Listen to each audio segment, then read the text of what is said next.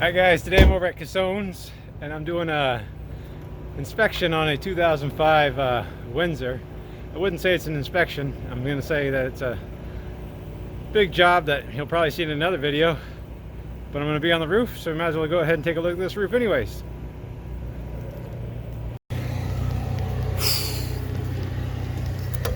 I always like to test out the ladders if they have them. Give me a chance to look for any loose ladder mounts or any damaged part of the ladder. So now this is a Monaco diesel pusher, so it has a gel coat fiberglass roof. So if you'll notice, there's no seam from the roof to the rear cap. They body worked it together. This texture right there is built into that fiberglass. Now this is molded gel coat fiberglass, so it's seamless. It just goes over the side.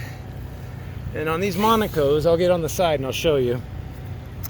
The most important thing I can tell you is that the screws that hold this roof molding down, that holds the roof radius down, a lot of times those screws break and this molding pops loose and you can see it underneath. So if you inspect your Monacos, this is really common on Monacos mostly. There's a snap-on vinyl molding that goes over the molding itself. And there's screws that are holding this fiberglass roof down to the sidewall, and they go into steel framing, and it's common for those screws to break, and when that happens, this molding will come loose from the sidewall underneath and it'll be gapped. So what you should do from the ground is just inspect the underside of all that, because that's where it's going to come loose first. And this one's looking really good. A lot of times that's not a fun job to re-secure that molding.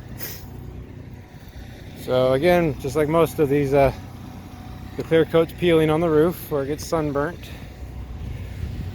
If we look at this slide out topper, those seams right there, that thread is gone.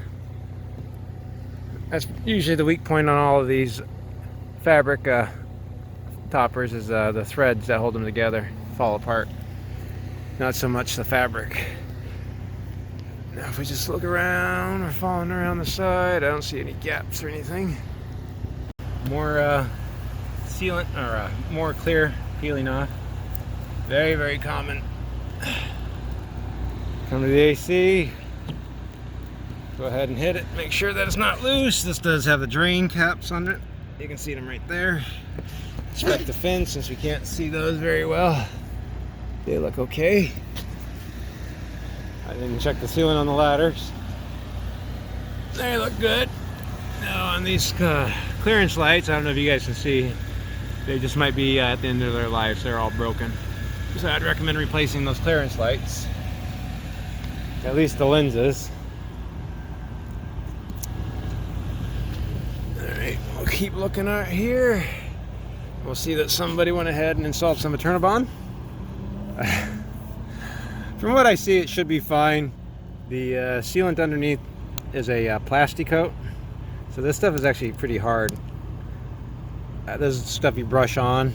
It's oil based, but if I feel underneath, nothing seems bad.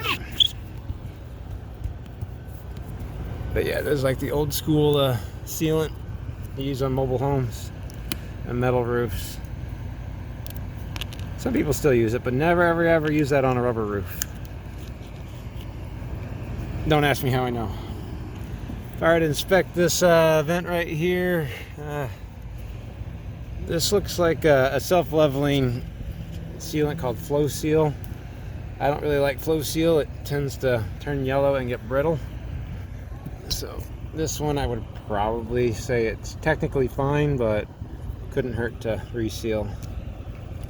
Oh, the sealant right there is just extra. Doesn't do anything. Same problem on this one.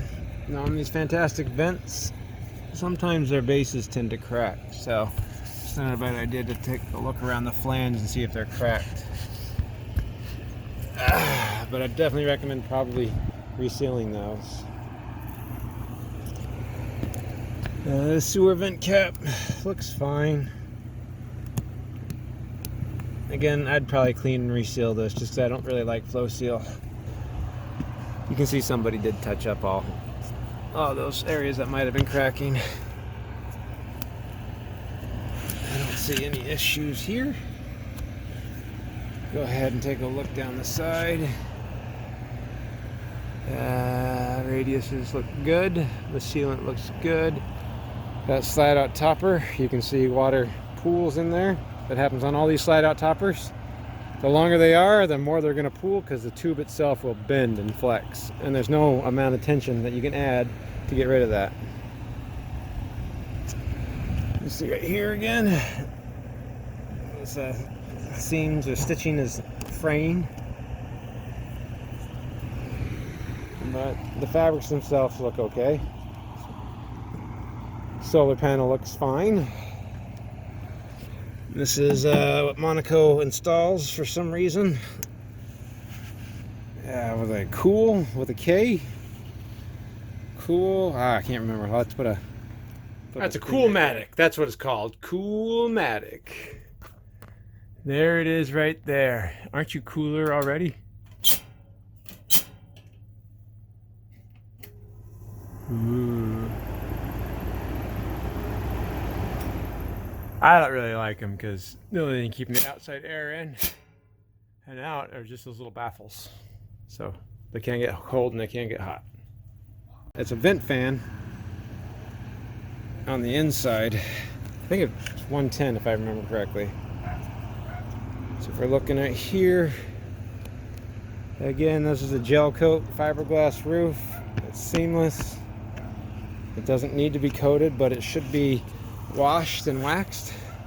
I would just use a wash and wax product. I wouldn't be up here on my hands and knees hand waxing this. So the AC feels good. Look at this one. This shroud looks like it's a little bit newer than the other one, but could just be a bigger unit. There's somebody installed their Sirius satellite radio right there.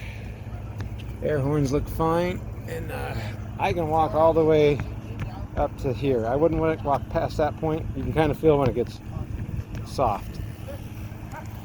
All right, other than that, I mean, I know this interior awning is broken. It's not uncommon for Monacos to have a water leak from the interior awning. Usually it's from where the water goes behind the awning into the front cap molding right about there. And of course we have more clear coat peeling. Right here is actually the wind sensor for the Girard awning. I think it has a box awning on the front slide there. Now you could spend $150, $200 to replace this. But all that ends up happening is it breaks again in a year, and you do it again and again and again. I just generally don't recommend leaving your awning out if it's windy or if you're away from the motorhome, because you still don't know if that's going to work. But if your awning's put away, it'll be safe. Other than that, looks like these clearance light lenses could be replaced too.